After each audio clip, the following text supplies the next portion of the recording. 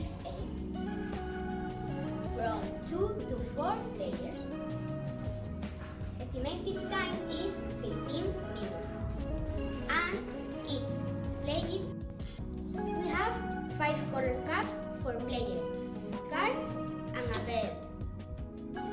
We take the card and put in the middle. The card tells us first the position,